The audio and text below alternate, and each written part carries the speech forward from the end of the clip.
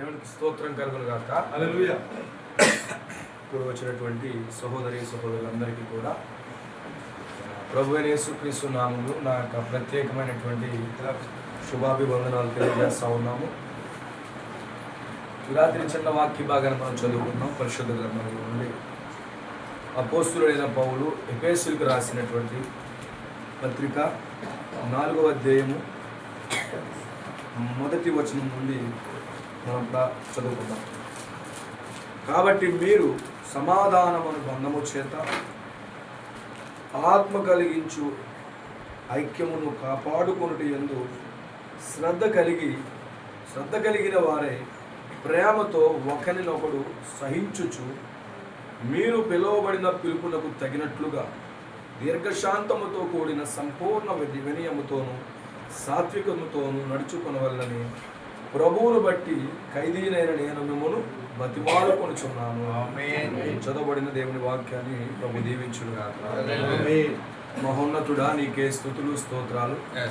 రాత్రి నువ్వు ఇచ్చినటువంటి చక్కటి అద్భుతమైన కూడికను బట్టి నీ కృతజ్ఞతలు వందనాలు చెల్లిస్తున్నాను. దావీదుగో నీ వాక్యాన్ని మేము చదివాము. నాతో నా సోదరులందరితో మాట్లాడండి, బలపరచండి. ఈ రాత్రి నీ వాక్యాన్ని మాకు అనుగ్రహించండి.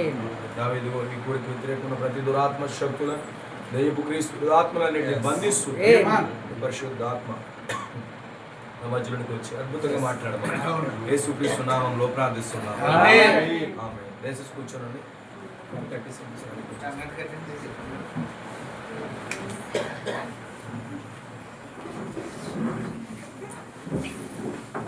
దేవునికి స్తోత్రం కలుగును గాక.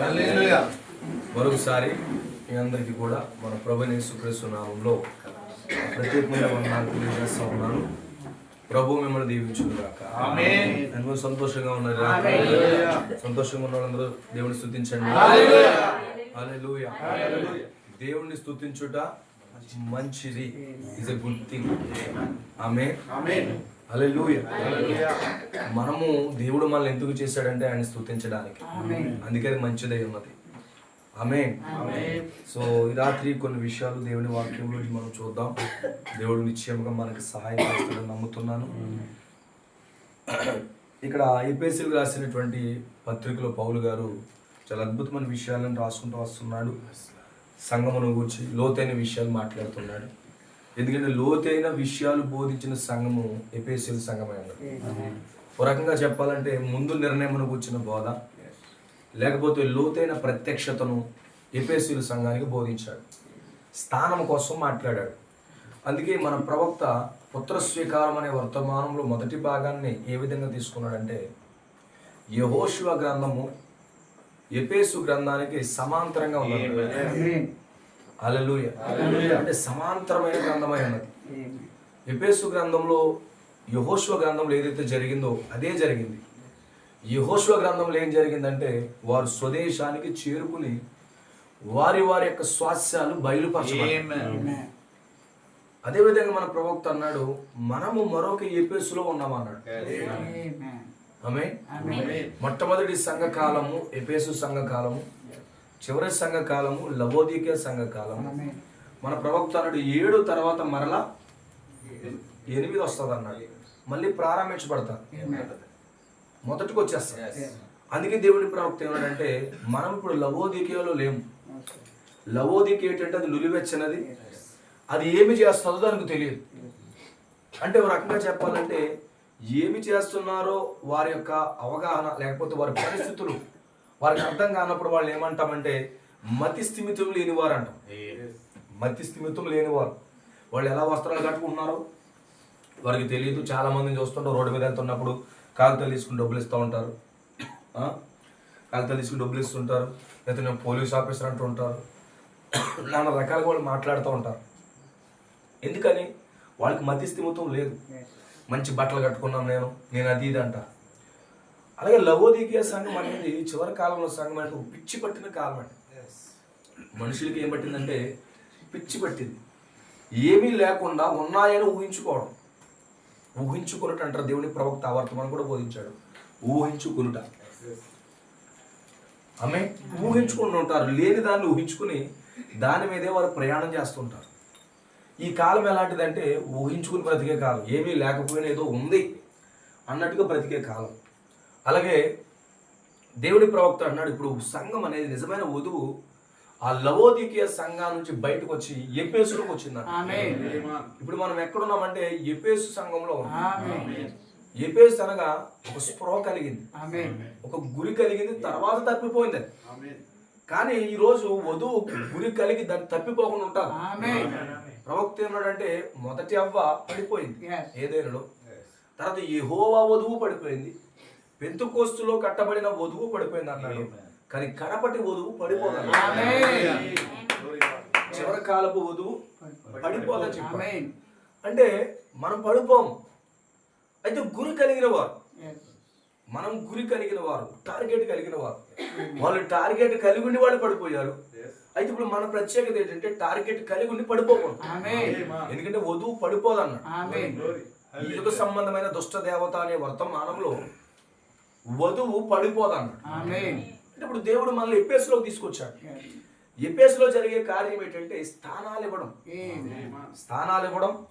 స్థానాలు బయలుపరచడం. అలాగే స్థానాలు బయలుపరిచినప్పుడు ఆ స్థానంలోకి వెళ్ళి ఆ స్వాధీనపరుచుకుని వాళ్ళ స్థానంలో ఉండి ప్రతి దెయ్యాన్ని వెళ్ళగొట్టి వాళ్ళ స్థానం నిలవకపోవడం. అదే ఎఫెసు అంటే. ఈ యెహోషువ గ్రంథంలో ఇదే జరిగింది. కొంతమంది డ్రాప్ అయిపోయారు, రూబెన్ లాంటి వాళ్ళు, గాదు లాంటి వాళ్ళు. కొంతమంది యోర్దానికి అవతలతో ఆగిపోయారు, కానీ కొంతమంది యోర్దానికి అవతలకి వెళ్ళారు. ఈరోజు మనం యోర్దానికి యువతలు ఉన్న వాళ్ళం కాదు, యోర్దాను దాటి ముందుకు వెళ్ళిన. ఈరోజు మనకు కృపనిచ్చాడు యోర్దాను దాటం. మన ప్రవక్త అన్నాడు యోర్దాన్ అంటే ముద్రలో తెరవబడ్డం అన్నాడు. కొంతమంది ముద్రలకు యువతలు ఉన్నారు, కానీ ముద్రలో తెరవబడి మనం అవతలకి వెళ్ళాం. దేవుని ప్రవక్త అదే అంటాడు, నమ్మలేని నిజమైన వర్తమానం. మన ముద్రలు తెరవబడ్డాయి. ఇప్పుడు వధువు సంఘం ముద్రలు దాటి ఒక మరొక ల్యాండ్ లోకి వెళ్ళింది. గ్రంథము తెరవబడింది కాలంలో, ముద్రలు తెరవబడ్డాయి. ఈ యోర్దాను తెరవబడిన తర్వాత నిజమైన దేవుని పిల్లలు వాగ్దాన దేశంలోకి వెళ్ళారు. అయితే ముద్రలు తెరవబడిన తర్వాత ఇక్కడ ఉన్న ప్రతి ఒక్కరు ఏం చేయాలంటే వారి వారి స్థానాలను స్వాధీనపరచుకోవాలి. ఎందుకు గ్రంథము తెరవబడింది, ఎందుకు నీ స్థానము బయలుపరచబడుతుందంటే ఆ స్థానంలోకి నువ్వు వెళ్ళి నీ స్థానాన్ని స్వాధీనపరచుకోవాలి. ఈరోజు వర్తమానంలో ఈ 7 ముద్రలు తెరవబడడానికి గల ముఖ్య కారణం ఏంటంటే నీ స్థానాన్ని చూపిస్తుంది, నువ్వేమై ఉన్నావో నీ స్థానాన్ని బయలుపరుస్తుంది. అంత మాత్రమే. కానీ నువ్వు నీ స్థానం బయలుపరచబడినప్పుడు నీ వెళ్ళి ఆ స్థానంలో ప్రతి ఇంచు కొరకు నువ్వు పోరాడాలి. ప్రతి ఇంచు కొరకు పోరాడాలి.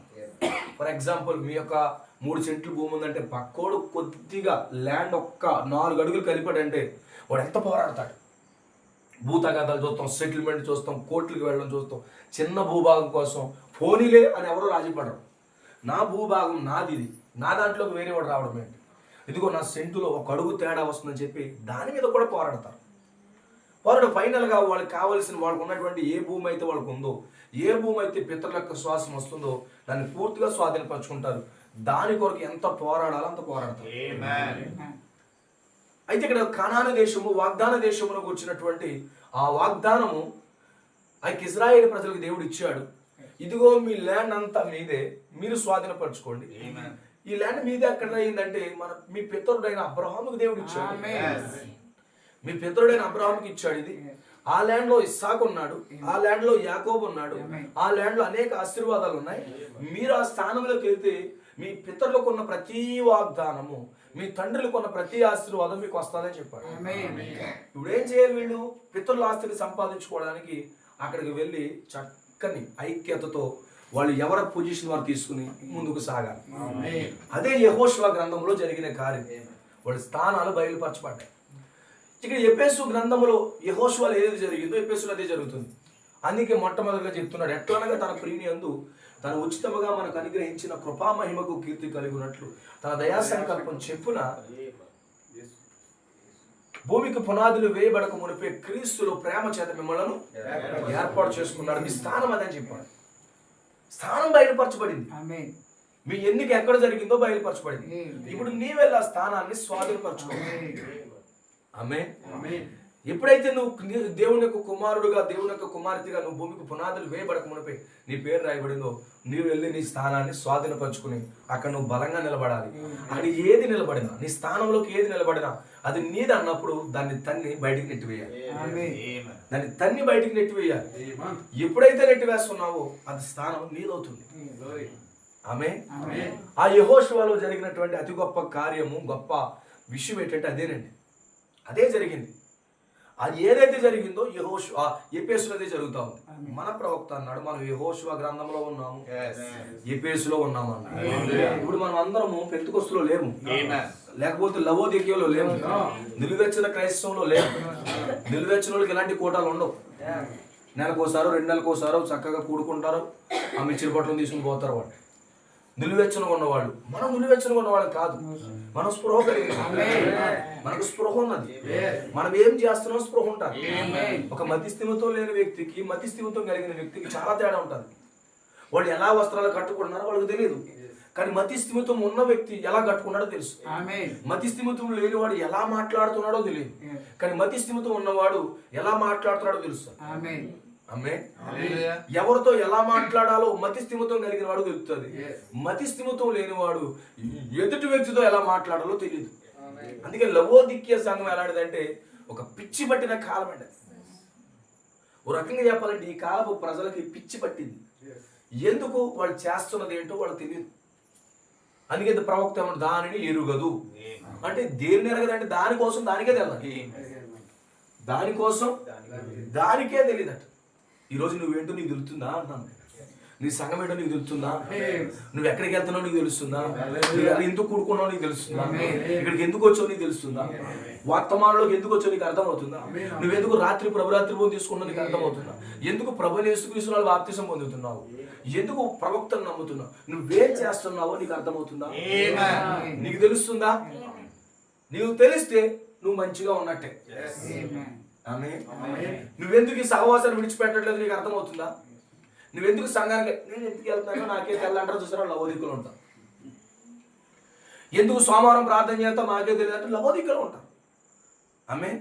ఎందుకు వాళ్ళకి తెలియదు, ఎందుకు ప్రార్థన చేస్తారో తెలియదు, ఎందుకు గృహకుడికి వెళ్తారో తెలియదు, ఎందుకు ఆరాధన చేస్తారో తెలియదు, ఎందుకు దేవుని మహిమపరుస్తారో తెలియదు, ఎందుకు వర్తమానాలు చదవాలో తెలియదు, ఎందుకు దేవుడితో నడవాలో కూడా తెలియదు. దానికి కారణం ఏంటంటే వాళ్ళు మతిస్థిమితం లేనివారు. ఇప్పుడు ఆత్మ సంబంధంగా మీరు చేసే ప్రతి కార్య విషయంలో మీకు స్పృహ ఉండాలి. గుర్తుపెట్టుకోండి, మీకు స్పృహ ఉండాలి. మీరు చేసే ప్రతి దాంట్లో ఇక్కడికి వచ్చి మీరు ప్రార్థన చేస్తున్నా మీకు స్పృహ ఉండాలి. ఒక పరిచయం చేస్తున్నా మీకు స్పృహ ఉండాలి. ఇక్కడ నువ్వు ప్రార్థనకు వచ్చి నువ్వేం ప్రార్థన చేస్తున్నావు నీకు స్పృహ ఉండాలి. ఆరాధన రావడం ఎందుకు వస్తున్నావు నీకు తెలియాలి. ఆరాధనకు వచ్చి నువ్వు ఎందుకు కాలు అర్పిస్తున్నావు నీకు తెలియాలి. నీకు అర్థమవుతే నువ్వు ఎఫెసులో ఉన్నట్టు, లేకపోతే నువ్వు లవోదికీలో ఉన్నట్టు. లేదా అందరూ వెళ్తున్నారు, మా ఆయన వెళ్తుంటే నేను వస్తున్నాను, మా ఆవిడ చంపేసింది కాబట్టి ఆడికి వెళ్ళిపోయి మునిగేవలసి వచ్చింది, లేకపోతే ఈ ప్రతి వారం ఏ కోటలు పెడుతున్నారు కాబట్టి ఎలా బాగుంది కాబట్టి వెళ్తున్నానని కాదు. నీకు స్పృహ ఉండాలి. లవోదికీయకు లేదు, అందుకని దానిని ఎరుగదు, దాని స్థితి ఏమైందో తెలియదు. ఆమేన్. ఈరోజు నీవేమై ఉన్నావో నీకు తెలియట్లేదంటే నువ్వు లవోదికీలో ఉన్నావు. నువ్వేంటో, నీ ప్రవర్తన ఏంటో, నీ జీవితం ఏంటో నీకు తెలియాలి. నువ్వు చేస్తున్న లేఖనానుసారమా, నువ్వు చేస్తున్న భక్తి వాక్యానుసారమా, నువ్వు మాట్లాడుతున్న విధానం లేఖనానుసారమని నీకు తెలియాలి. తెలియకపోతే నువ్వు లవోదికీలో ఉన్నావు. నువ్వు నడిచే ప్రతి నడక అది లేఖనానుసారమేనా నీకు తెలియాలి. లేకపోతే నువ్వు పిచ్చివాడిగా ఉన్నావు. నీకు అర్థమవుతుంది రాత్రి నేను చెప్పేది. ఎక్కడున్నాం మనం? ఎఫెసులో ఉన్నాం. ఎఫెసులో ఉన్నామా? ఆమేన్. లోకము లవోదికీలో ఉంటే వధువు ఎఫెసులో ఉంది. నువ్వు ఎఫెసులో ఉన్నానని లవోదికీలో ఉన్నట్టుగా ప్రవర్తించొద్దు అంటాను. ఎఫెసులో ఉన్నానని చెప్పుకుంటూ లవోదికీలాగా ప్రవర్తించొద్దు, అది చాలా డేంజర్. ఆమేన్. హల్లెలూయా. ఎఫెసులో మనుషులకు చాలా పరిపక్వత ఉంది. ఎఫెసులో ప్రతి మనుషులకు చాలా పరిపక్వత ఉంది. దాని మెచ్యూరిటీ అంటారు, ఎదుగుదల, గ్రోయింగ్, మెచ్యూరిటీ, మైండ్ మెచ్యూరిటీ ఉంటుంది, ఆత్మ సంబంధమైనటువంటి పరిపక్వత ఉంటుంది ఎఫెసులో ఉన్న వారికి. ఎఫెసులో లేని వారికి లవోదికీలోకి మెచ్యూరిటీ ఉండదు. ఆమేన్. అందుకే ఈరోజు ఆత్మ సంబంధమైన పరిపక్వత అనేది మన జీవితంలో చాలా ప్రాముఖ్యం.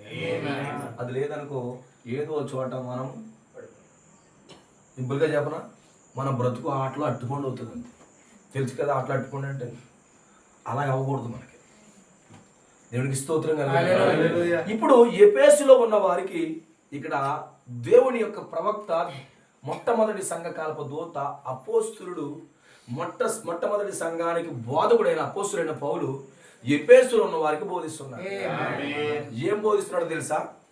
కాబట్టి మీరు సమాధానం అనుబంధము చేత ఆత్మ కలిగించు ఐక్యమును కాపాడుకున్నట్టు శ్రద్ధ కలగండి. ఐక్యతను కాపాడుకోండి సంగమా, సహోదరులారా, మీ ఐక్యతను కాపాడుకోండి. అమ్మే ఎఫెసులో ఏం బోధిస్తున్నాడు? ఐక్యత కోసం బోధిస్తున్నాడు. యూనిటీ బ్రింగ్స్ వర్షిప్ అన్నాడు. ఐక్యత ఆరాధన తీసుకొస్తుందండి. ఆరాధన దేవుడిని కిందకు తీసుకొస్తుంది. ఈరోజు ఎఫెసులో ఉన్న వారికి ఏం కావాలంటే యూనిటీ కావాలి. మేము వర్తమానంలో ఎఫెసు కాలంలో ఉన్నామన్న వారికి ఏం బోధిస్తున్నాడో తెలిసినా ఐక్యత కోసం బోధిస్తున్నాడు. అది ఎలాంటి ఐక్యత? మానవ సంబంధమైనది కాదు. వస్తువులు మార్చుకోవడం ద్వారా వచ్చేటువంటి ఐక్యత కాదు. లేదు నువ్వు నాకు అదెట్టావు, నేను నీకు ఇదెట్టాను, అది కాదు. ఎలాంటి ఐక్యత తెలుసా? అది ఆత్మ కలిగించు ఐక్యత. లేదు నువ్వు నాకు ఏదో మేలు చేసావు కాబట్టి నేను నీకు మేలు చేయాలి, నువ్వు నాకు ఏదో పెట్టావు కాబట్టి నేను నీకు ఏదో పెట్టాలి, అది కాదు ఐక్యత.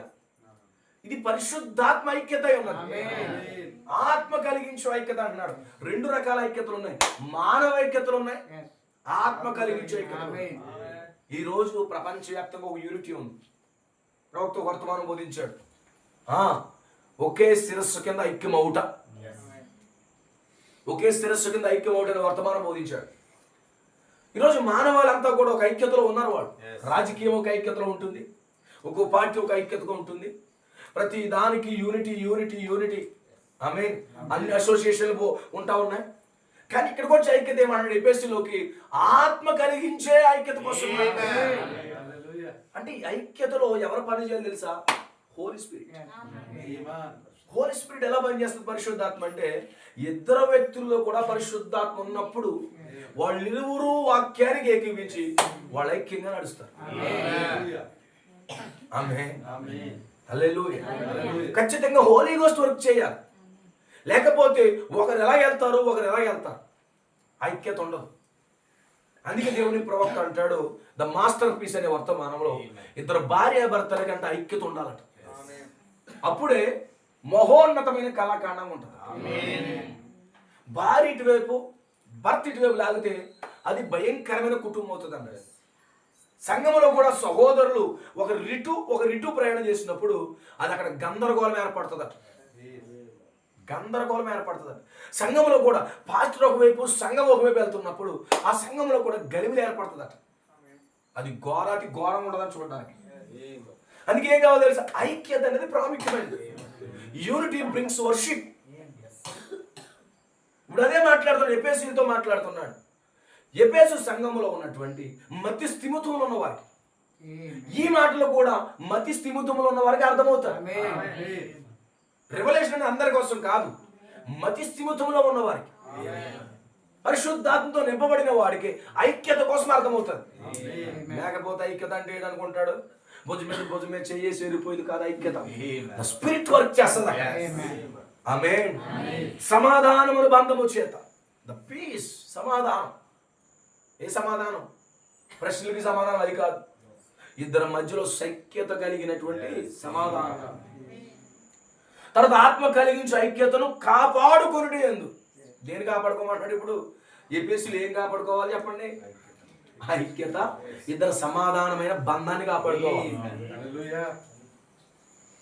ఎప్పుడు ఐక్యత పోతుందంటే ఒకరి పొజిషన్లో వరకు వెళ్తున్నప్పుడు ఐక్యత పోతుంది. ఒకరి పొజిషన్ మీద మరొకరు ఆశించినప్పుడు, ఒకరి స్థానం మీద ఒక వ్యక్తి ఆశించినప్పుడు అప్పుడు ఐక్యత దెబ్బతినేస్తుంది. దేవుడికి స్తోత్రం. ఈరోజు కుటుంబంలో భార్యాభర్తల మధ్య ఐక్యత ఎందుకు దెబ్బతింటో తెలుసా? భార్య అనుకుంటుంది భర్త స్థానం తీసుకోవాలనుకుంటుంది, కుటుంబాన్ని లీడ్ చేయాలనుకుంటుంది. అప్పుడు ఆటోమేటిక్గా భర్త భార్యకి పడదు కాబట్టి ట్రాష్లు జరుగుతుంటాయి. సంఘము కూడా పాస్టర్ స్థానం తీసుకోవడానికి ప్రయత్నం చేస్తుంది. అప్పుడు సంఘంలో ట్రాష్లు రావడం మొదలు పడుతుంది. మిస్ప్లేస్మెంట్. కానీ పతనం కాకముందు ఏ విధంగా మనకు తెలుసు వాళ్ళు? పతనం కాకముందు, పడిపోకముందు ఒకే ఐక్యత కింద ఉన్నారు.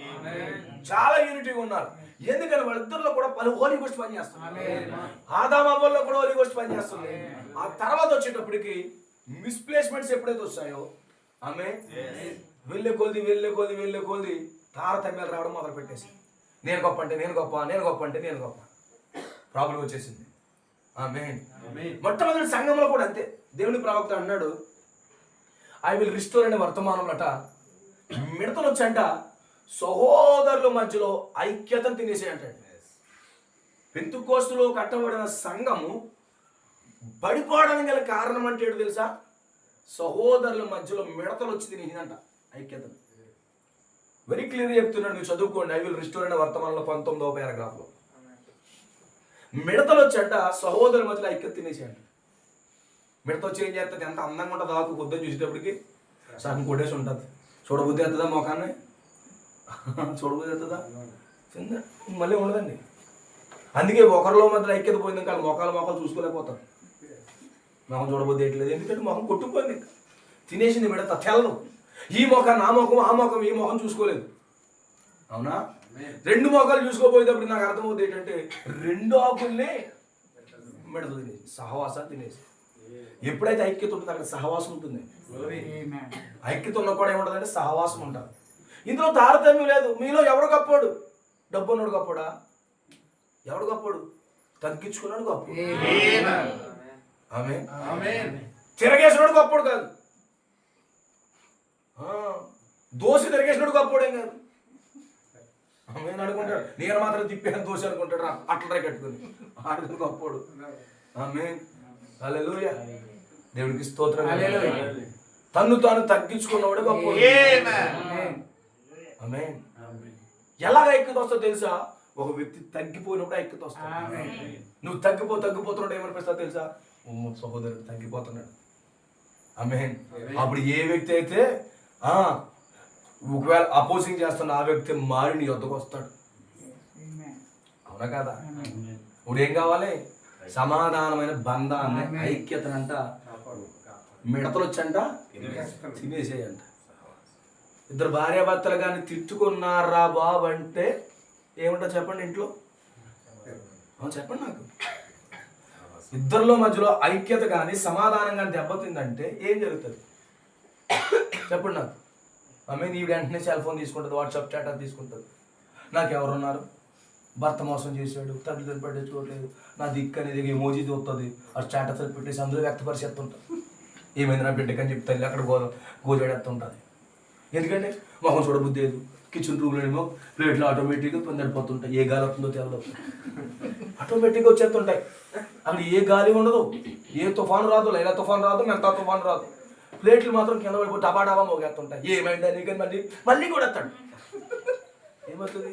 ఇంకా తిరిగిపోతుంటాడు. ఏమవుతుంది? మిడతలు తినేస్తాయి. నీ మొహం చూడబోద్ది ఎత్తాను. ఏంటి అందమైన ఆకులు మిడతలు తినేస్తే ఏం చూడబోద్ది ఎత్తా చెప్పండి. సహవాసాలు కానీ మిడతలు తిన్నాయంటే ఇంకేముండదు ఇంకంతే. అందుకంటే కాపాడుకోండి అంటాడు ఐక్యతను. యెహోషువ గ్రంథంలో ఏం కావాలి? మనశ్శేగా అంటాడు, నాకు సెంటర్లో కావాలన్నాడంట. ఎక్కడ? మనశ్శేగా అంటాడంట, నాకు ఎక్కడో మూల పాడేసాడు, నాకు సెంటర్లో కావాలన్నాడంట.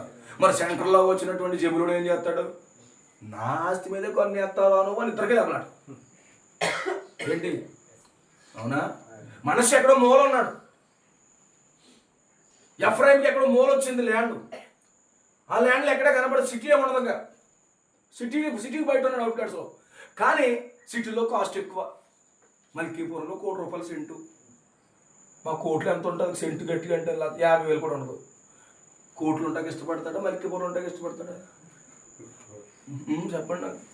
హైదరాబాద్లో 2 కోట్లు, మల్కీపురంలో ₹1,00,000. ఎక్కడ ఉంటాకి ఇష్టపడతావు? నీకు 2 ల్యాండ్లు ఎంచుకోమంటే ఎక్కడ ఎందుకుంటావు? హైదరాబాద్ ఇచ్చేయండి, అన్ని బాగుంటాయి సౌకర్యాలు. ఈరోజు సంఘంలో పరిస్థితి అదే.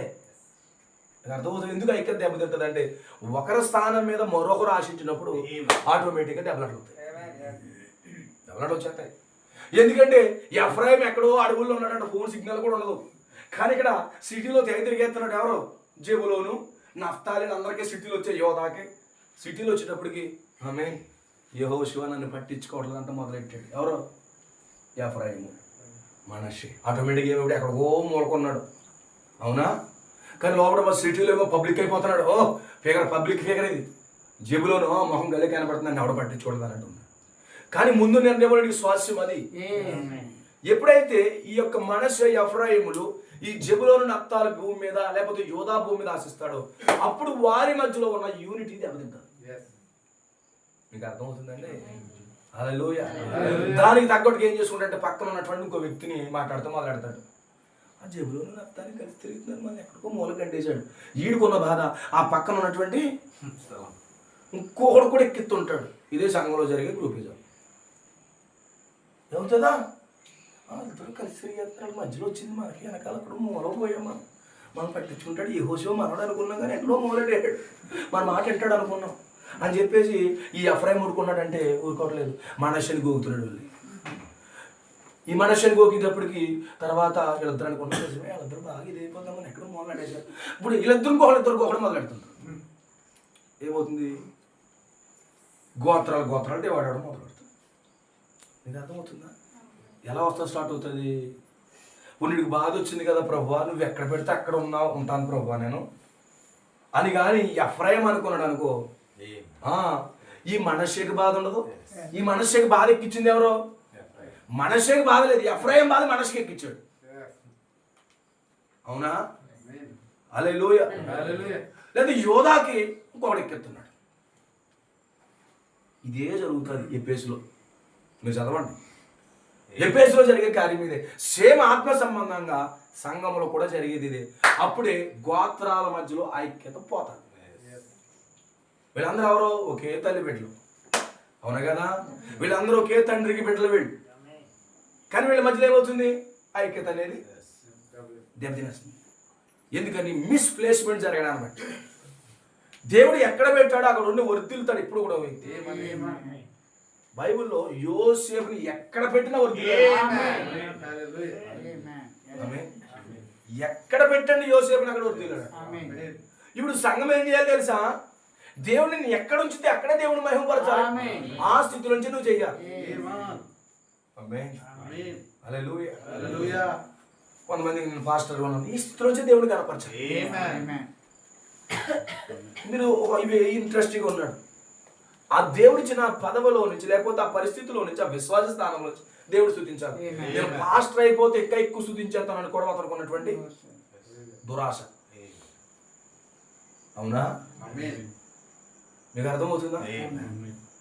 ఇప్పుడు ఆయన ఉన్న స్థానంలో ఆ దేవుడు స్తుతించాలి, నేనున్న స్థానంలో నేను దేవుడు స్తుతించాలి. ఎప్పుడైతే నా స్థానంలో దేవుడు స్తుతించాలనుకున్నాడో ఆటోమేటిక్గా ట్రాష్ రావడం అన్నాడు. అప్పుడే ఐక్యత అనేది దెబ్బతింటుంది. అప్పుడే దెబ్బతింటుంది. ఇప్పుడు ఏమైంది? తారతమ్యం వచ్చేసింది. ఆటోమేటిక్గా అక్కడి నుంచి ఇంకో ఇతర ఆలోచన ఇంకో నలుగురు ఎక్కించడం మొదలు పెడతారు. పాప మనకి ఏం తెలియదు, పక్క వాళ్ళకి వాళ్ళు ఇలా చేస్తారు అనుకోండి. ఎక్కించేటప్పటికి ఆటోమేటిక్గా ఏమవుతుంది తెలుసా? అక్కడ గ్రూప్ అనేది స్టార్ట్ అవుతుంది. రెండు వర్గాలు స్టార్ట్ అయిన తర్వాత అది అలా లో కాస్ట్ ఏమవుతుందంటే, లో కాస్ట్ అంటే అటువంటి మిడతలు అలా తింటాం మొదలెడుతుంది. ఆ లో కాస్ట్ వేరు. ఆ లో కాస్ట్ అంటే హింసకాండ. ఏమవుతుంది తెలుసా? తినడం మొదలు పెడతాం. అప్పుడు ఏదో సహవాసం అనేది దెబ్బతినేస్తుంది. అందుకే అన్నాడు, ఎఫెసులో ఆత్మ కలిగించు ఐక్యత, సమాధాన బంధములు కాపాడుకోవాలట. విశ్వాసులుగా మనం చేయవలసింది అదేనండి. ఐక్యత ఎక్కడ దెబ్బతింటావా? సహోదరుల మధ్యలో, సిస్టర్స్ మధ్యలో, సంఘం మధ్యలో, సేవకుల మధ్యలో ఎక్కడ ఐక్యత దెబ్బతింటాదని ఐక్యతను మనం కాపాడుకోవాలట. ఇప్పుడు ప్రస్తుతం ఉన్నటువంటి సమస్య వర్తమానటువంటి ఐక్యత అండి. ఎవరికి ఇష్టం లేకపోతే ఈరోజు మళ్ళీ కొత్తగా తయారు చేశారు, వధువు మాత్రమే ఐక్యంగా ఉంటుందని. అంటే ఈ గుంపు వెళ్ళిపోయి ఏళ్ళో వదివి, ఆ గుంపు వెళ్ళిపోయి ఆళ్ళో వదివి. మరి ఇది ఎక్కడో దౌర్భాగ్యం నాకు అర్థం కావట్లేదు. కానీ అంటే నీకు ఇష్టమైన వాళ్ళు అందరూ వధువులో ఉంటారు, మీదే వధువు గుంపు, మేమే ఐక్యంగా ఉంటాం, మరొకరితో ఐక్యంగా ఉంటాం. మరో గుంపు వెళ్ళిపోతే మేమే ఐక్యంగా ఉన్నాం, మాదే వధువు గుంపు అంటాడు. అది ఎక్కడ కూర్తుంది? ఒకే వర్తమానం కింద, ఒకే వాక్యం కింద, ఒకే విశ్వాసం కింద ఉండి మనం ఐక్యతను కాపాడుకోవడానికి ప్రయత్నించాలి తప్ప మాది వధువు గుంపు, వాడు సరిగా ఉండరు, వాడు మంచోడు కాదంటే ఎక్కడ కూర్తుంది? ఆమేన్. హల్లెలూయా. ఈరోజు ఈ భయంకరమైన ఆత్మ వర్తమానంలో తిరుగుతుందండి. ఈ భయంకరమైన ఆత్మ వాళ్ళకి అనుకూలంగా ఉన్న వాళ్ళందరూ వదివే, వాళ్ళకి అనుకూలంగా లేకపోతే వధువు కాదు. ఇప్పుడు వాళ్ళంటారు మేము మాత్రమే ఐక్యమవుతాం అంటాడు. అది నిజమైన ఐక్యత అంటావు? అది ఆత్మ కలిగించే ఐక్యతేనా? సమాధాన బంధమైనది కాదండి. ఈరోజు ఎఫెసులో ఉన్నటువంటి అనగా ఈ వర్తమానములోకి ముద్రలు తెరబడిన తర్వాత ప్రతి ఒక్కరు ఏం చేయాలి తెలుసా? ఆత్మ కలిగించే ఐక్యతలోకి వెళ్ళాలి, మానవ సంబంధమైన ఐక్యతలు కాదు. అందుకే మనం ఐక్యతను కాపాడుకోవాలి. ఇప్పుడు అయ్యో చిట్టుబాబు గారికి ఐక్యత ఉండాలి, డేవిడ్ గారికి నాకు ఐక్యత ఉండాలి, గిజ్జన్ గారికి నాకు ఐక్యత ఉండాలి, సోదరుడు అభిషేక్కి నాకు ఐక్యత ఉండాలి, సోదరుడు ప్రసన్నకి నాకు ఐక్యత ఉండాలి, సోదరుడు ఎమ్మెల్యే గారికి నాకు ఐక్యత ఉండాలి. ఇప్పుడు ఐక్యతను ఎలా కాపాడుకోవాలని చూడాలండి. ఇప్పుడు అదే చేయమన్నాడు ఎఫెసులో. ఐక్యత ఎక్కడ దెబ్బతింటుందంటే పొజిషన్లో మారుతుంది. ఒకరు పొజిషన్ మీద ఒకరు కొన్ని వేస్తే ఆటోమేటిక్ ఏమవుతుంది? ఐక్యత పోతుంది. అదే జరుగుతుంది. దేవుని స్తోత్రం కలుగును గాక. ఐక్యతను కాపాడుకునే శ్రద్ధ కలిగి ప్రేమతో ఒకరినొకరిని సహించండి. ఐక్యత ఎప్పుడు వస్తుంది తెలుసా? ఒకరినొకరు సహించినప్పుడు. ఎప్పుడు వస్తుంది ఐక్యత? చిట్టుబాబు గారిని సహించాలి, అప్పుడు ఐక్యత వస్తుంది. డేవిడ్ గారిని సహించాలి, అప్పుడే ఐక్యత వస్తుంది. గిజ్జోని గారిని సహించాలి, అప్పుడే నాకు ఐక్యత వస్తుంది. ఆమేన్. అవునా? హల్లెలూయా. కొన్నిసార్లు నాకు ఇష్టంగా లేకపోవచ్చు మీరు చేసే పనులు, అయినా నేను సహించాలి. ప్రేమతో ఒకరినొకరు సహించాలి. ఆమేన్. ఇశ్రాయేల్ గారిని నేను సహించాలి, ఆయన నన్ను సహించాలి. ఆమేన్. డేవిడ్ గారిని గిజ్జోని గారు సహించాలి, గిజ్జోని గారిని డేవిడ్ గారు సహించాలి. ఆమేన్. ప్రసన్నాన్ని ఇశ్రాయేల్ గారు సహించాలి ప్రేమతో, అప్పుడే ఐక్యత ఉంటుంది. ఐక్యత నిలబడాలంటే ఏం చేయాలి? ఒక సహోదరుడు సహించాలి. సహించకుండా దులిపేస్తే ఎక్కడ కూర్చోండి? ఆమేన్. హల్లెలూయా. ఏం చేయాలి? సహించాలట. ఇప్పుడు సహోదరుని సహించాలి. సహించకపోతే అంటే కుదరదు. ప్రేమ ఉంటే సహిస్తాను. ఎప్పటి వరకు సహించాలి? Until the rapture. ఆమేన్. నీకు మనసు ఉండాలి. నేను ఎత్తబాటుకి వెళ్తున్నప్పుడు నా సహోదరుడు నాతో పాటు రావాలి.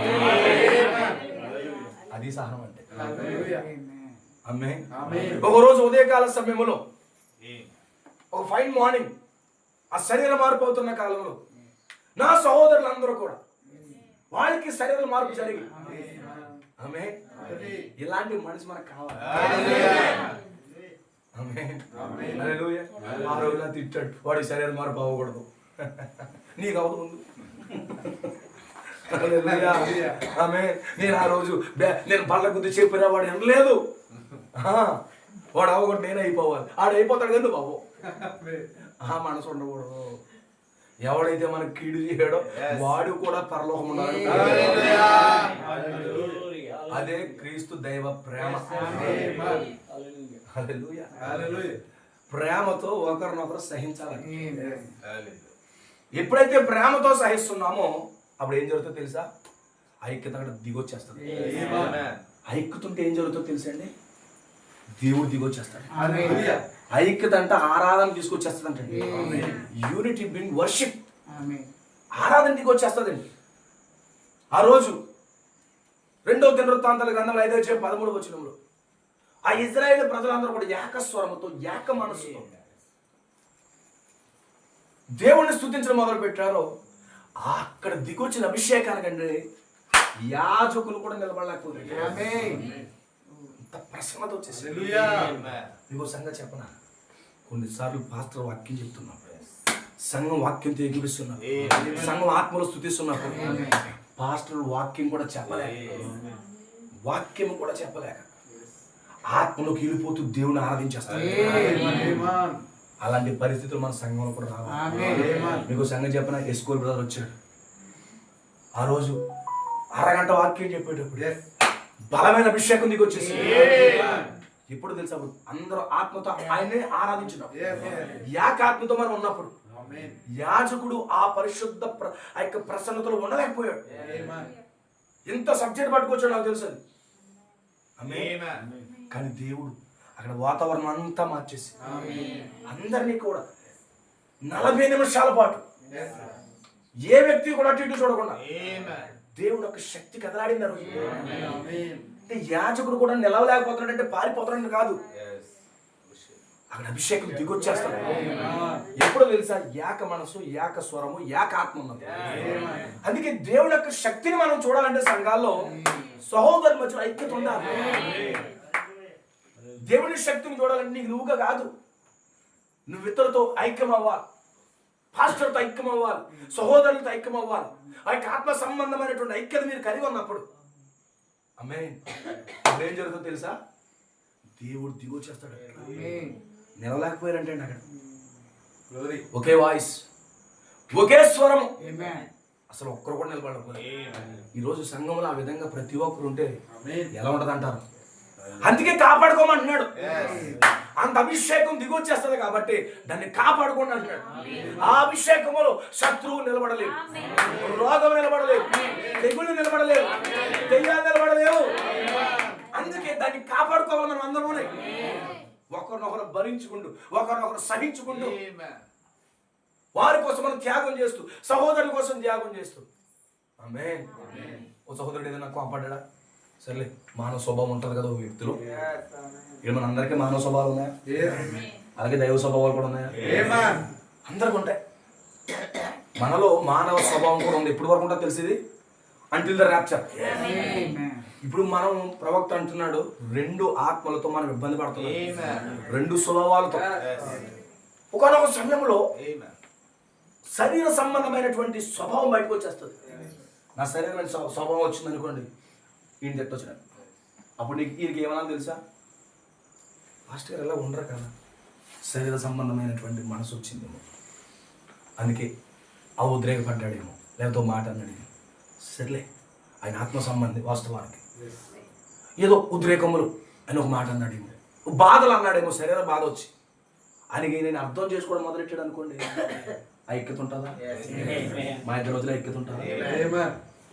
నన్ను ఎందుకు అన్నాడు, నన్ను ఎందుకు అన్నాడు, టింగ్ టింగ్ టింగ్ టింగ్ టింగ్ టింగ్ మార్టీను మాస్టర్ గారు తేడాగా మాట్లాడుతున్నాడయ్యా అన్నాడు అనుకో, టింగ్ టింగ్ టింగ్ టింగ్ టింగ్ విజయబాబు మాస్టర్ గారు నన్ను తేడాగా మాట్లాడారని, టింగ్ టింగ్ టింగ్ టింగ్ గిజ్జన్ గారు మాస్టర్ గారు ఎంతమంది చెప్పాడు? ఎంతమంది చెప్పాడు? 3 చెప్పాడు. ఆమేన్. మా ఇద్దరి మధ్యలో ఐక్యత ఉంటుందా? ఉంటుందా? అదే ఆ వ్యక్తి, అదే ఆ పర్సన్. సరే, ఒక హ్యూమన్ పార్ట్ అనేది ఉంది కదా మనిషిలో, 2 కుక్కలు ఉంటాయి కదా. ఆమె తెల్ల కుక్క మొరగదు, నల్ల కుక్కే మొరుగుతుంది. ఒకవేళ బాధ లేదని నన్ను అన్నాడేమో, సరే మా పాస్టర్ గారు కదా, ఓ మాట్లాడి నాకేమైంది, నా సహోదరుడే కదా అని చెప్పి ఈయన దైవికమైన స్వభావంతో ఆలోచించాడు అనుకోండి, ఈయనలో ఉన్నటువంటి దైవికమైన స్వభావంతో కానీ ఆలోచించాడు అనుకోండి, ఆమేన్. ఆ ఐక్యత ఎంత మధురము, ఎంత మనోహరము. అక్కడ అభిషేకం దిగి వస్తుందా? అభిషేకం దిగి వస్తుందా? ఆమేన్. గిజ్జన్ గారికి ఏదో కోపం వచ్చిందని, నా మీద కోపం వచ్చింది, పాస్టర్ గారు అలాంటి అలాంటి అనుకోండి, ఆయన యొక్క జీవితం అంతా నేను వాచ్ చేస్తాను, నేను వాచ్ చేయాలి. సర్లే, ఆయన ఆత్మీయుడు, చాలా ఆత్మగా ఉంటాడు కదా, అయినా అతనిలో భౌతిక సంబంధమైన స్వభావం ఉంది కాబట్టి, సర్లే ఏదో తొందరపాటులో మాట్లాడాడేమో, భౌతికమైన పాటుతో మాట్లాడాడేమో, సర్లే ఎదురు చూద్దాం, ప్రార్థన చేద్దాం అనుకున్నాడు. ఆయన కొంచెం సేపు ఆగుతాడు, అయ్యో నేను పాస్టర్ ఎలాగనేసాను, పాస్టర్ ఎలాగనేసాను. ఆమె వెంటనే టింగ్ టింగ్ టింగ్ టింగ్ జోసెఫో అని అంటాడా, లేకపోతే నిచ్చాలని పాస్టర్ గారిని ఫోన్ చేస్తాడా? ఆయన ఆత్మ సంబంధమైన స్వభావం వచ్చిందంటే జోసెఫ్ చేయడు, నాకే చేస్తాడు. పాస్టర్ గారు నేను తొందరగా మాట్లాడేశాను, ఆయన ఫర్గివ్ మీ. లేదు బ్రదర్, ఏం కాదు, లేదు బ్రదర్, తొందరపడి ఉంటాయి, ప్రతి ఒక్కరు తొందరపడి ఉంటాయి కదా, అదేం కాదు, నువ్వు చిల్ ఫ్రీగా ఉండు. అప్పుడు నేను ఆత్మ సంబంధంగా ఉంటే మా ఇద్దరికి ఐక్యత ఉంటుందా? ప్రేమ అధికమైపోతూ ఉంటుంది. ఓ సహోదరుడు, నా స్నేహితుడు, సహోదరుడు మన సంఘంలో, ఆమేన్, అతను అనుకోకుండా నా మీద కోపాడు, నాకు తెలియదు, నాకు అనుకోకుండా నా మీద కోపాడు, నేను సింపుల్గా ఉన్నాను. అతను వచ్చి కన్నీళ్ళు కారుతూ ఏడ్చేస్తున్నాడు. ఎందుకు? అర్ధరాత్రి అన్నమాట, 1 గంట దాటేసింది. ఆ టైంలో ఆయన గుర్తొచ్చి, బాధ వచ్చి, కన్నీళ్ళు కారుతూ నా కాళ్ళ మీద పడిపోతున్నాడు. ఎందుకు అలా చెప్తున్నావు బ్రదర్, నువ్వు అలా చేయకూడదు బ్రదర్, నిన్ను మిమ్మల్ని కాని మాట పలికేసాను, ఫస్ట్ ఏం మాట పలికేవారు ఆయన అనుకున్నాను, అలా అన్నమాట. అది నాకేం కాదు, ఒకవేళ అంటే నువ్వు భౌతికమైన స్వభావంతో ఉన్నావేమో, అది ఏమీ కాదు, ఫ్రీగా ఉండు అని కౌగులించుకుని పవిత్రని ముద్దు పెట్టుకుని చక్కగా పంపించాను. ఐక్యత ఉంటుందా పోతుంది? ఇంకా ఐక్యత కొనసాగుతారా? కొనసాగుతుందంటారా? ఇప్పుడు సంఘము ఐక్యతను కాపాడుకోవడంలో బిజీగా ఉండాలి. ఎందుకంటే మనం ఒక్క సహోదరుని కూడా నిత్యత్వం నుంచి పోగొట్టుకోకూడదు అన్నాడు. నా వారిని ఎవరిని పోగొట్టుకున్నాను ప్రభు అన్నాడు. అదే ప్రభు నీలో ఉంటే ఒక వ్యక్తిని కూడా నువ్వు పోగొట్టుకో. ఆమేన్. ఒక వ్యక్తిని కూడా పోగొట్టుకోలేదు, ఎందుకంటే నీలో క్రీస్తు ఉన్నాడు కాబట్టి. నాతో పాటు ఆమేన్, హల్లెలూయా, నాతో పాటు ఉదయకాల సమయంలో మా పాస్టర్ గారు కూడా బాడీ చేంజ్ అయిపోవాలి అని అర్థం అనిపిస్తుందా? మీకు అర్థం వచ్చింది ఆలోచన? ఏమ్మా వచ్చిందా మీకు? ఒక ఉదయకాల సమయంలో ఆమేన్ 6-9 మధ్యలో హల్లెలూయా రాధా త్వరగా క్యారేజ్ చెట్లు అనుకున్న టైంలో ఆమేన్ హల్లెలూయా హల్లెలూయా నేను మిషన్ కూడా వెళ్ళిపోతున్నాను, నేను మధ్యాహ్నం భోజనం కొత్త ఫలానా కోరండు అనే టైంలో ఆమేన్ 6-9 మధ్యలో నేను ర్యాప్చర్ అవుతున్నప్పుడు నా భార్య, నా పిల్లలు, మా పాస్టర్ గారు కూడా అందరూ శరీర మార్పు వెళ్ళిపోవాలని ఆలోచన. అది ఖచ్చితంగా మనకు ఉంది. ఇదే మనం ప్రయాసపడాలి. ఇప్పుడు దీని కొరకే ప్రయాసపడాలి. నా సహోదరుడు అభిషేక్ నాతో పాటు శరీర మార్పు, నా సహోదరుడు నాతో పాటు ఎత్తబడాలి. ఆ పెండ్లి విందులు నా పక్కన కూర్చోవాలి. ఆ పలకబడిన మాట ఈ లక్కవరం రోజు ఏం చేస్తుంటే చింతల బోర్ల నుంచి అభిషేకం చేయాలి అనే కోరిక నాలో రావాలి. వస్తుందంటారా? ఖచ్చితంగా వస్తుంది. మనం పరిపూర్ణంగా సమర్పించుకుంటే. ఎందుకు రాదది? ఆమేన్. దేవుడికి స్తోత్రం కలుగును. అందుకే ఇప్పుడు ఏం చేయాలి తెలుసు, మనం దాన్ని కాపాడుకోవాలి. అది వింటేనంత మధురంగా ఉంటే ఆ రోజు జరుగుతున్నప్పుడు ఎలా ఉన్నా తెలుసా? ఇప్పుడు ఎలా ఇంటుంటేనే మీరు చాలా సంతోషంగా చెప్పగలుగుతారు. ఆ రోజు అలాంటి ఫీలింగ్ మనం పొందుకుంటున్నప్పుడు మన ఉదయకాల సమయంలో అప్పుడు మనకి ఏమనిపిస్తా తెలుసా? హల్లెలూయా, దేవుడికి స్తోత్రం కలుగును. పొద్దున్నే లేచాను, ఫోన్లు వస్తుంటాయి. పాస్టర్ గారు పొద్దున్నే లేచాను, కలుగునుగా అన్నాను. మా వాకట్లోకి వచ్చేసింది అంటాడు గంట ప్రసాదగా. 3 గంటలు లేచిపోయినాను, చౌదరికాడికి వెళ్ళాను, చేపలు లేవు, 6 దాటాయి, కలుగునుగా అన్నాను. వచ్చేసింది. టింగ్ టింగ్ టింగ్ డేవిడా నీకు వచ్చేసింది అంటాడు. నాకు వచ్చేసింది అంటాడు. ఇలా చెప్పుకుంటే ఎంత బాగుంటుంది అంటారు. ఆమేన్, బాగుంటుంది అంటారు అన్న ఎక్స్పీరియన్స్. నా శరీరం మారిపోయింది, ఇప్పుడు నా ముసరెడ్డికి పోయాయి, ఆమేన్, నా కూరు పోయింది, నన్ను నడునే పోయింది అని సహోదరులు అందరూ కలుసుకుని ఒకే చోట ఎంత మనోహరంగా ఉంటుంది. ఈ భాగాన్ని మనం చూడగలగాలి. ఈ భాగాన్ని మన సహోదరుల జీవితంలో మనం చూడాలి. ఎంతమంది ఇష్టపడుతున్నారండి? నిజంగా ఊహించుకుంటేనే నేను పరవశం అయిపోతున్నాను. ఆ రియాలిటీలు ఇంకా గొప్పగా ఉన్నాను. ఆమేన్, దేవుడికి స్తోత్రం కలుగును. మన కాలానికి చేయబడిన వాగ్దానాలు, ఆమేన్, మన కాలానికి వాగ్దానం చేయబడ్డాయి. అందుకే మనలో ఉన్న భౌతిక సంబంధమైన శరీర సంబంధమైన మనసు మీద లక్ష్య పెట్టకండి. ఇక్కడ ప్రతి ఒక్కరికి ఆత్మ సంబంధమైన మనసు ఉంది. శరీర సంబంధంగా ఉద్రేకాలు ఉండొచ్చు, కోపం ఉండొచ్చు, తొందరపాట్లు ఉండొచ్చు, కాని మాటలు త్వరగా పలికేయచ్చు. కానీ రియలైజ్ అవ్వడానికి మనం కొంత టైం ఇవ్వాలి. ఆమేన్, దేవుడికి స్తోత్రం కలుగును. వెంటనే మళ్ళా సమాధానం అని మనం ఎలా కాపాడుకోవాలి, ఎలా కాపాడాలి? ఈరోజు అదే పని మీద ఉండాలండి. ఎఫెసులో ఉన్న సంఘము అలాగే ఉండాలండి. దేవుడికి స్తోత్రం కలుగును. ప్రేమతో ఒకరినొకడు సహించుకోవాలి. ఆమేన్. కొన్నిసార్లు నేను చేసేది నేను నచ్చకపోవచ్చు, ఈయన చేసేది నాకు నచ్చకపోవచ్చు. నేను ఎప్పుడు మీటింగ్ పెట్టినా ఈ మాట చెప్తాను. నేను ఇన్ఛార్జీల మీటింగ్ పెట్టినా, ఇప్పుడు యవనస్తుల మీటింగ్ పెట్టినా ఇదే మాట చెప్తాను. నాకు నచ్చకపోయినా నీ కోసం నేను చేస్తాను. నాకు నచ్చకపోయినా నీ కోసం చేస్తాను. నేను సహిస్తాను. అంటే ఒకరి కోసం ఒకరు సహించాలి. అప్పుడే ఐక్యత ఉంటుంది, సమాధానం ఉంటుంది, అన్నీ ఉంటాయి, ప్రేమ ఉంటుంది. ఇవన్నీ చేయాలంటే మన మధ్యలో త్యాగపూరితమైన ప్రేమ ఉండాలి.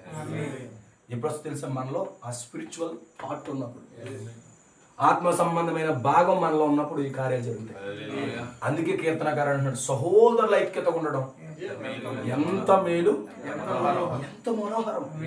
మనోహరం అంటే మాటలు కాదండి, బ్యూటిఫుల్, ఎంతో అద్భుతం. అది ఎలాంటి తెలుసు? అభిషేకం లాంటిదంట.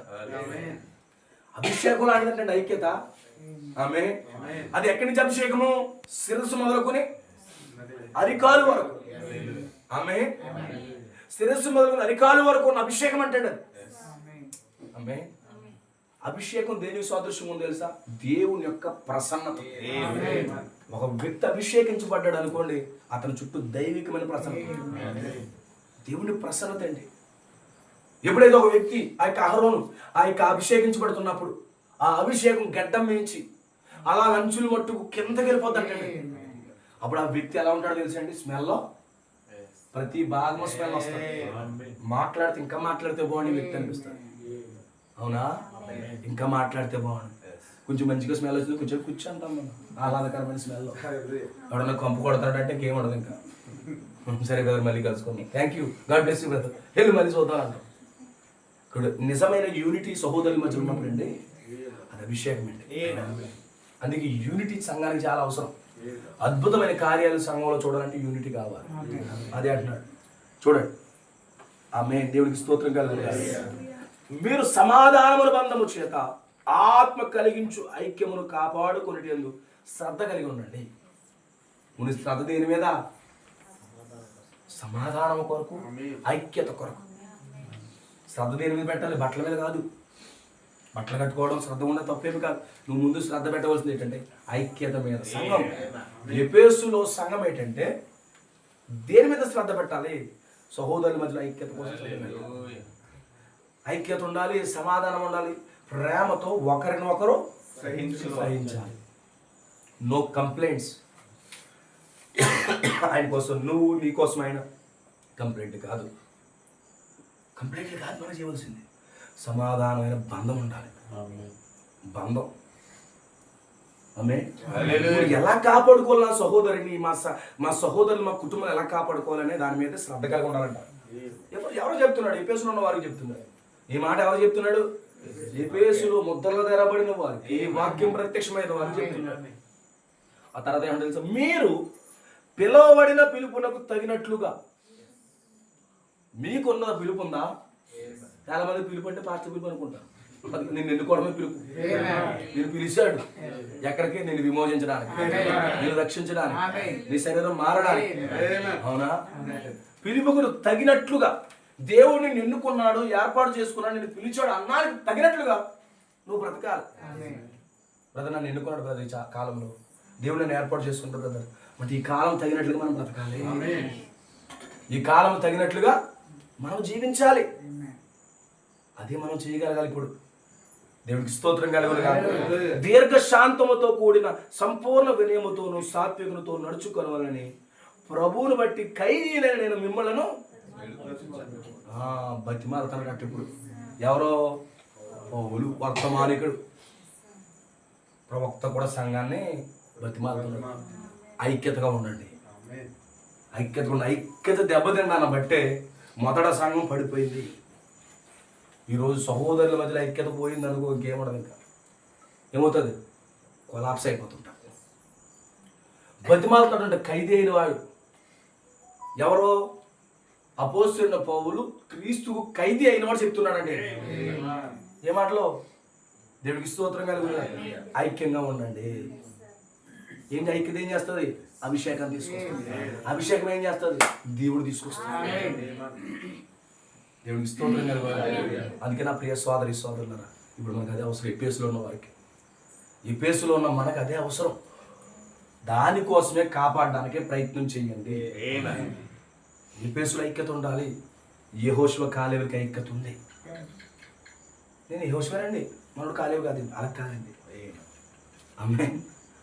అందరూ యెహోషువలే, అందరూ కాలేవు.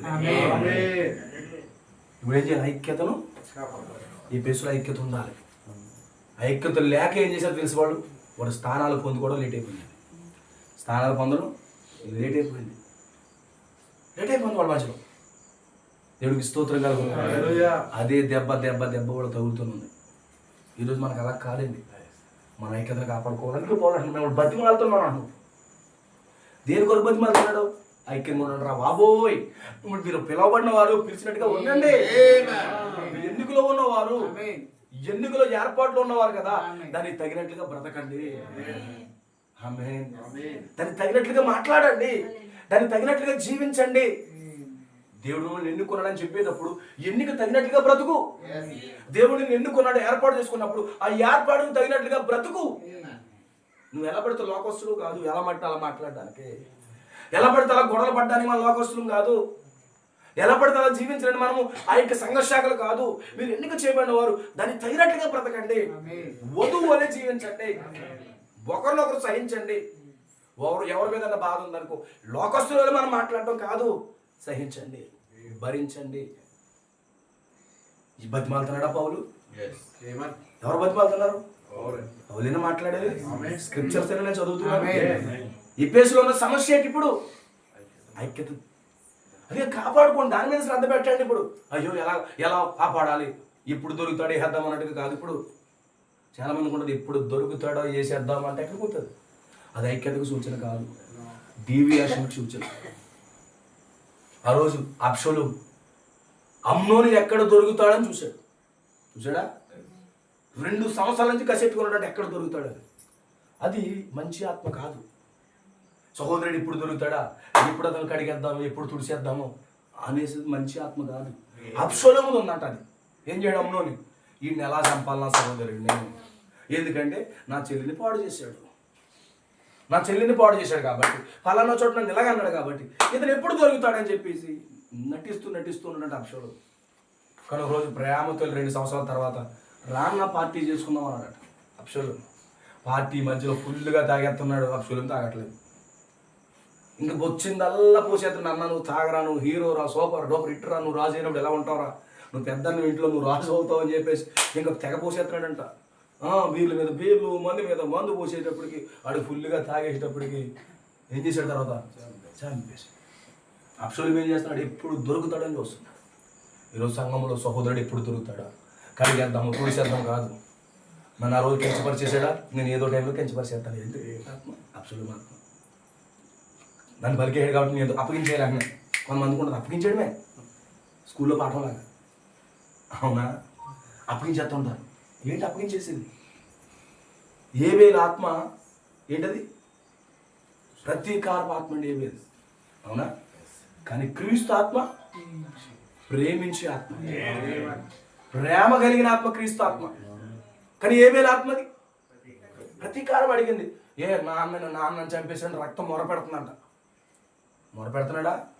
అలాగే యూదుల ఆత్మ ఏంటి? నువ్వు ఎందాక తీర్పు తెచ్చుకుని ఉంటావు. కానీ స్టెఫన్ ఏమన్నాడు? యేసుప్రభు అన్నాడు, వీళ్ళు ఏం చేస్తున్నారో వీళ్ళకి తెలియదు కాబట్టి వీళ్ళని క్షమించి అన్నాడు. క్రీస్తు ఆత్మ. క్రీస్తు ఒకడే కాదు, స్టెఫన్ కూడా అన్నాడు. కొడుతున్నప్పుడు వీళ్ళు ఏం చేస్తున్నారో వీళ్ళకి తెలియట్లేదు, వీళ్ళకి క్షమించే అన్నాడు. ఒకవేళ సహోదరులు ఏమన్నా మిమ్మల్ని ఏమన్నా ఎవరేమన్నా సహించుకుని వాళ్ళకి క్షమించే మనసు మనం కలిగి ఉన్నారు. క్షమించాలి. ఆమేన్. భరించుకోవాలి. దేవుడికి స్తోత్రం కలిగి ఉండాలి. అతని స్వభావాన్ని మార్చు ప్రభువా, అతని ఆలోచన విధానం మార్చు ప్రభువా అని సహించుకుని అతని కోసం ప్రార్థించాలి. అప్పుడే దేవుడు అతీతమైన కార్యం చూస్తాడు. మనం పెద్ద హీరోలు ఏం కాదు, కృప చేత రక్షించబడిన పాపులు. అందుకే సహోదరులతో మాట్లాడుతున్నప్పుడు కూడా చాలా మర్యాదతో, గౌరవంతో మాట్లాడాలి. చాలా మర్యాద అవసరం. నేను చాలా మంది పేర్లు పెట్టి పిలుచుకుంటారు. ఏటయ్యా ఏమై అంటారు. నాకు చాలా చిరాకు పడిపోతానండి.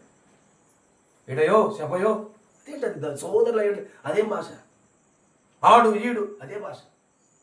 నో సార్, అప్పుడే కింద పోతుంది. మనకు అద్భుతమైన భాష నేర్పించాడు ప్రవక్త. బ్రదర్ గిడియోన్ గారు, బ్రదర్ డేవిడ్ గారు, బ్రదర్ చిట్టుబాబు గారు, బ్రదర్ ఇజ్రాయేల్ గారు. అది దైవికమైనటువంటి భాష. మనం ఏం చేయాలి తెలుసా? ఏమయ్యో ఏంటి సేవా, అది కాదు. దైవికమైన ప్రేమ మాట. చూడండి, ఒక మాటను బట్టి ఒక వ్యక్తిత్వం బయటకు వస్తుంది. నీ మాటే నువ్వేమై ఉన్నావు తీసుకొస్తావు. అందుకే సహోదరుని మనం ఎక్కువ గౌరవించాలి. లవ్ వన్ అనదర్ అన్నాడు. అంటే ఒకరినొకరిని ప్రేమించినా, నువ్వు నన్ను ప్రేమిస్తే నేను ప్రేమించాలి. ఆమె నువ్వు నన్ను ప్రేమించినా ప్రేమించకొని నేను ప్రేమించాలి. అది క్రీస్తు ప్రేమ. ఎంతమందికి అర్థమవుతుంది? అందుకే ఒకరి మీద ఒకరు తోలాడకూడదు. అప్పుడు ఐక్యత దెబ్బతింటుంది. తోలు నాడేవారంటే ఐక్యత పోతుంది.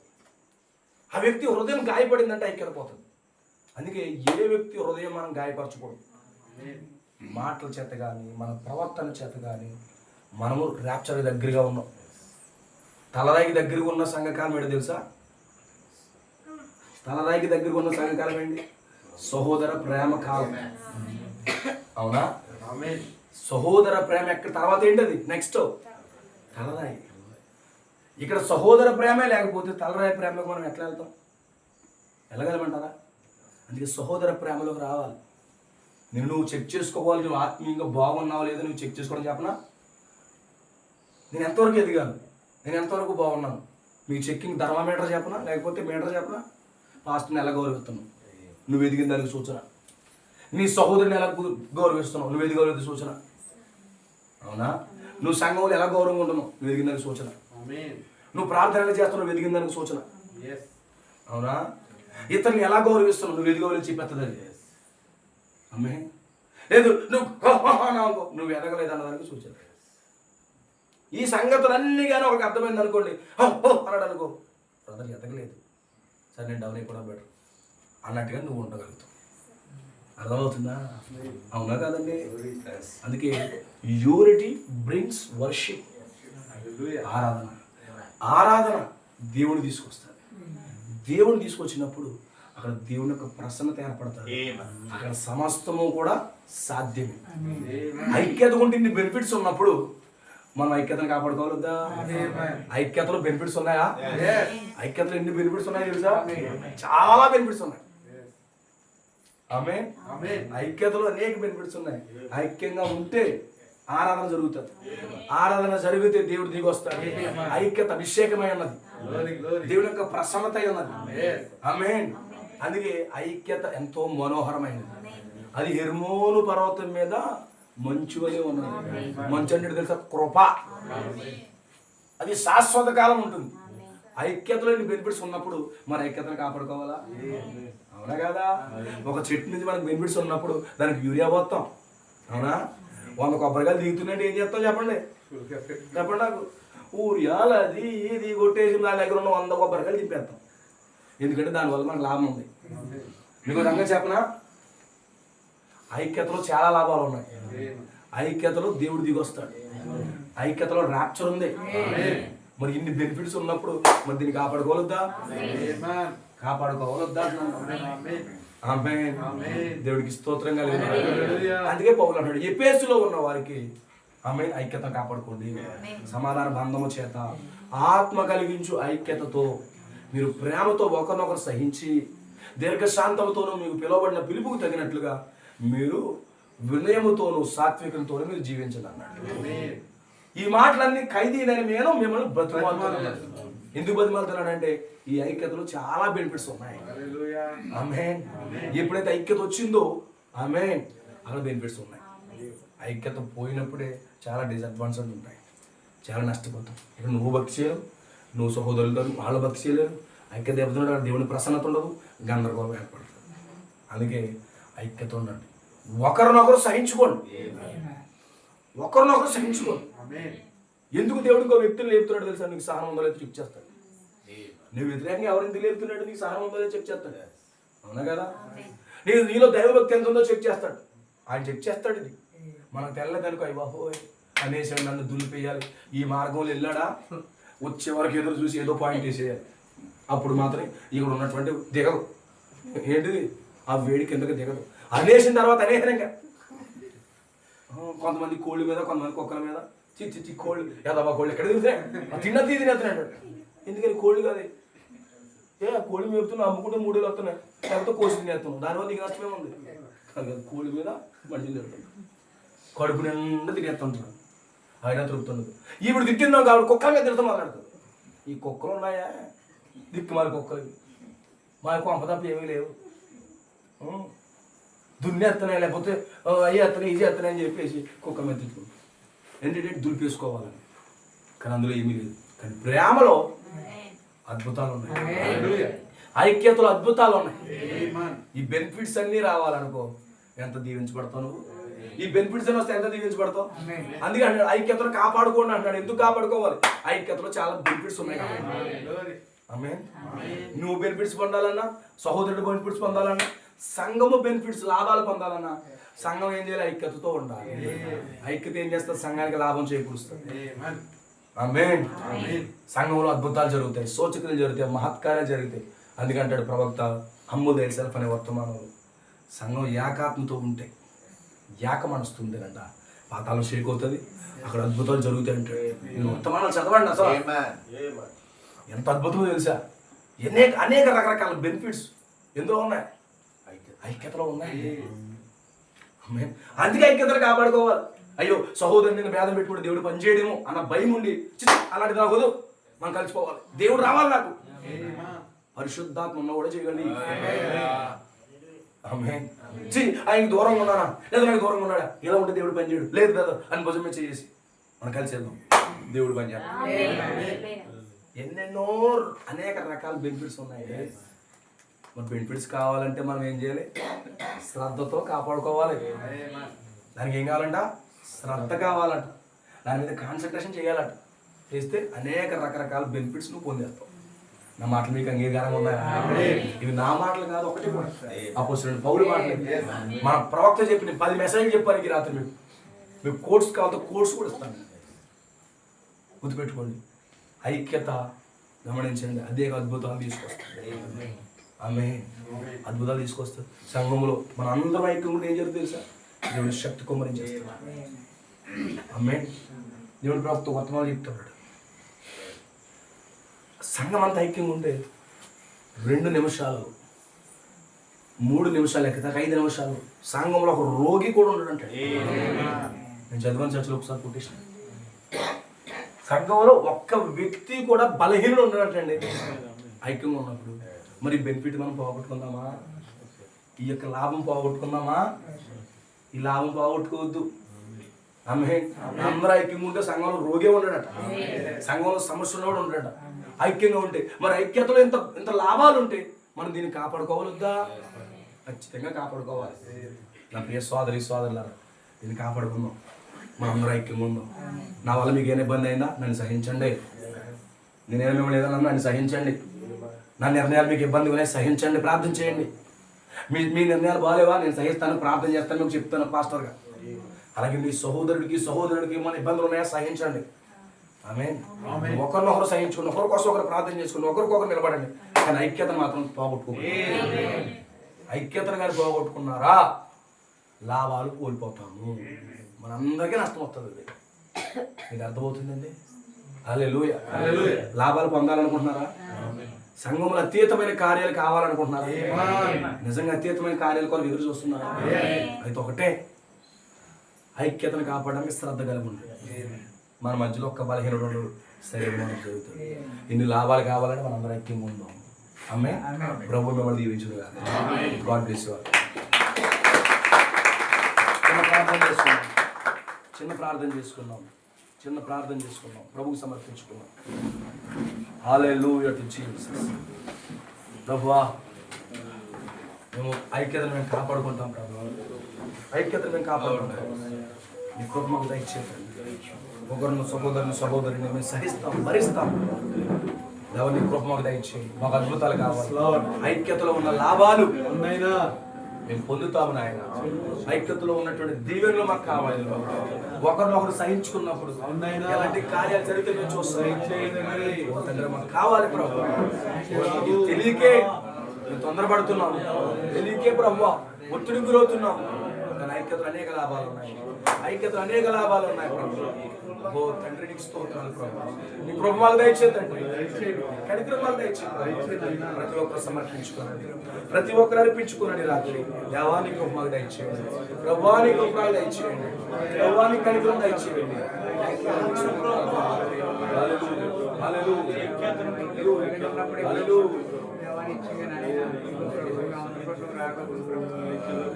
ప్రతి ఒక్కరు సమర్పించుకోండి. ఐక్యతలో ఉన్న లాభాలు అర్థమవుతే దాన్ని కాపాడుకోవడానికి ప్రయత్నిస్తాను. ఓ హల్లెలూయా. హల్లెలూయా. ప్రభుని కృప దయచేయండి. ప్రతి ఒక్క ప్రభు సమర్పించుకుంటాం. ప్రార్థన చేసుకుందాం. సోదరు కృపను ప్రార్థన చేస్తారు. ప్రతి ఒక్క కూడా సమర్పించుకోండి. Thank you lord. స్తోత్రాలు. హల్లెలూయా. హల్లెలూయా హల్లెలూయా హల్లెలూయా. సర్వోన్నతుడ స్తోత్రములు తండ్రి, మహాపరిశుద్ధుడ, కృపా సత్య సంపూర్ణుడా, సర్వోన్నతుడ నీకు వందనాలు స్తోత్రములు చెల్లిస్తున్నాం ప్రభా. ఈ రాత్రి కాల సమయంలో నాయన ఇదిగో తన మా మధ్యలో దిగి వచ్చి ప్రభా మాతో మాట్లాడిన విధానం బట్టి ఐక్యతలో ఉన్నటువంటి బెనిఫిట్స్ ప్రభా, ఆ లాభాలు తను మేము పొందుకోవాలని ఆయన ఈ రాత్రి కాల సమయంలో మాతో మాట్లాడి ఆ లాభాలు మేము పోగొట్టుకోవాలనుకోవట్లేదు. సహోదరుల ఐక్యత కలిగి ఉన్నంత మీరంత మనోహరం అన్నా ప్రభా. తప్పనిసరిగా తండ్రి అభిషేకం మాకు కావాలి. అటువంటి ఏకాత్మ, ఏక మనసు, ఏక భావం ప్రభా నేను కలిగి ఉన్నప్పుడు నాయన ఆనాడు ఏం జరిగిందో ప్రభా, వాళ్ళు యాజకులు తండ్రి అక్కడ యాజకత్వం చేయలేకపోయారంట నాయన. అటువంటి అభిషేకం మాకు కావాలి ప్రభా. మేము లవోదీకలు లేమని నాయన, ఇదిగో తండ్రి ఎఫెసులోకి వచ్చి మేము గుడ్డివారం కాదు నాయన. ఇదిగో తండ్రి మేము తండ్రి ఓ ప్రభా మతి స్థిమితం లేని వారు కాదు నాయన. ఎఫెసులోకి మమ్మల్ని నడిపించావు ప్రభా. ఇదిగో తండ్రి వాళ్ళని ఏ విధంగా ప్రభా వాగ్దానం దాటి ప్రభా ఓ తండ్రి వాళ్ళు వాగ్దాన దేశంలోకి వెళ్ళి ప్రభా వారు ఏ విధంగా సహోదరుల మధ్యలో కలహాలు ఉన్నాయో నాయన. ఇదిగో పౌలు గారు స్పష్టంగా మాతో మాట్లాడుతూ ప్రభా ఇదిగో మీ మధ్యలో కూడా ఐక్యత లేదంటున్నాడు నాయన. ఎఫ్ఎస్సి సంఘంలో కూడా ఐక్యత కావాలంటాడు ప్రభా. ఎఫ్ఎస్సి సంఘం మరొక ఎఫ్ఎస్సిలో ఉన్న మేము కూడా ప్రభా మా మధ్యలో కూడా ఐక్యత లేదు నాయన. దయతో మమ్మల్ని మన్నించండి ప్రభా. ఐక్యత మాకు కావాలి ప్రభా. ఐక్యత కావాలంటే ప్రభా తప్పనిసరిగా తండ్రి ఒకరికొకరు సహించుకోవాలంటే, ఒకరికొకరు భరించుకోవాలంటే దాని రాత్రి కాల సమయంలో నాయన ఓ మా మధ్యలో దిగి వచ్చి ప్రభా ఏకాత్మ కలిగిన ఆయన, ఏక మనసు కలిగి ప్రభా ఓ మేమందరం ఉండాలని నాయన సేవకులు మాతో మాట్లాడుతూ ఉన్నప్పుడు ప్రభా ప్రతి ఒక్కరు గ్రహించుదురు కాక నాయన, ప్రతి ఒక్కరు వాక్యానికి లోబడుదుము కాక నాయన, ఒకరికొకరు సహించుకుందుము కాక ఎంతవరకు మమ్మల్ని క్షమించండి నాయన. మా తప్పులు పొరపాట్లు మన్నించండి. ఒకరికొకరు సహించుకోలేకపోతున్నాం నాయన, ఒకరికొకరు భరించుకోలేకపోతున్నాం నాయన. ఎత్తబడే స్థితిలో తండ్రి మేము ఉండాలంటే నాయన తప్పనిసరిగా మా మధ్యలో ఐక్యత ఉండాలి ప్రభా. ఓ సహనం ఉండాలి ప్రభా. ఓ సహవాసం ఉండాలి నాయన. ఓ ఆకులు ఏ విధంగా తండ్రి మిడతలు వచ్చి తినివేస్తా ఉన్నాయి సహోదరుల మధ్యలో ప్రభా ఆ యొక్క సహవాసాన్ని కూడా ప్రభా ఆ సాతాను అలాగే తినివేస్తా ఉన్నాడు నాయన.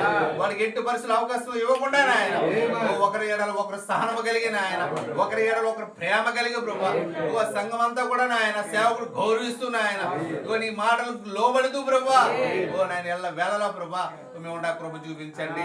ఇక మానవ స్వభావం ఎల్ల వేళలో కూడా అది చెడ్డదై ఉంది నాయన. అది దాన్ని ఎత్తబడే వరకు ఉంటుందంట ప్రభా. అయితే ఆత్మ సంబంధముగా ప్రభా ఓ మేము బలపరచబడడానికి నాయన రాత్రికాల సమయంలో ఇచ్చిన వాక్యాన్ని బట్టి స్తోత్రములు. తప్పనిసరిగా మమ్మల్ని దీవించండి నాయన. ఇక వాక్య సేవకుని అభిషేకించండి ప్రభా. ఇంకా లోతున ప్రత్యక్షతల ద్వారా ప్రభా మా యొక్క స్థానంలోకి రావడానికి నాయన మా స్థానంలోకి వచ్చినప్పుడు అంట ప్రభా సంఘంలో గలిబిలే ఉండదని ప్రభు చెప్పండి నాయన. ఈ రాత్రికాల సమయంలో వాక్యాన్ని తన అందరి జీవితంలో ఫలింపజేయండి. ఓ మిక్సలార్ ద్వారా వింటున్న వారు కూడా గ్రహించుదురుగాక. వారు కూడా సహనము కలిగి ప్రభా ఓ ఐక్యత కలిగిన ఆయన ఓ ఒకరి ఏడలు ఒకరు ఏ విధంగా సహనం కలిగి ఉండాలో ప్రభా ఏ విధంగా భరించుకోవాలో నాయన ఈ పరీక్ష సమయంలో ప్రభా ఇగో తప్పనిసరిగా నాయన వాక్యానికి లోబడుతూ నాయన ఆ స్థానంలోకి వెళ్ళే బాకి మాకు అందరికీ అలాడు పౌలు గారు హెచ్చరిస్తా ఉన్నాడు నాయన. ఈ కాలంలో పరిశుద్ధాత్మ సేవకుల్లో ఉండి నాయన మమ్మల్ని హెచ్చరిస్తా ఉన్నప్పుడు నాయన ఓ తప్పనిసరి మేము లోబడుదుముగా తిరుగుబాటు చేసే ఆత్మలు ఉండకుండా నాయన లోబడే ఆత్మకి దయచేయండి, దక్కించుకునే ఆత్మకి దయచేయండి, విధేయత కలిగి ఉందుము కాక నాయన ఓ తప్పనిసరిగా మేము అందరము కూడా ప్రభా ఎత్తబడాలనే తండ్రి ఆశతో లక్ష్యంతో ప్రభా అందరం ముందుకెళ్ళడానికి సహాయం చేయండి. కూడికి ఏర్పడిన కుటుంబాన్ని దీవించండి నాయన. ఓ కూడి వచ్చిన సోదరులందరినీ కూడా అభిషేకించండి, దీవించండి నాయన. సేవకులు అభిషేకించండి. ఆ మిక్సలర్ లో ఉంటున్నటువంటి సోదరులందరూ కూడా దీవించి అభిషేకించమని నాయన రాత్రికాల దీవులతో మమ్మల్ని నింపమని ప్రభువైన యేసుక్రీస్తు నామములో ప్రార్థన మన ప్రభువైన యేసుక్రీస్తు ఒక అద్భుతమైన కృప ఈ కూడికి ఏర్పడిన కుటుంబానికి ఇక్కడ ఉన్న సోదరులందరికీ తోడుగా ఉండి ఆ గొప్ప ఐక్యతలో ఉన్నటువంటి గొప్ప లాభము పొందుకోవడానికి దేవుడు మన కృపనిచ్చారు. Amen. Amen. Amen. God bless you all. God bless you.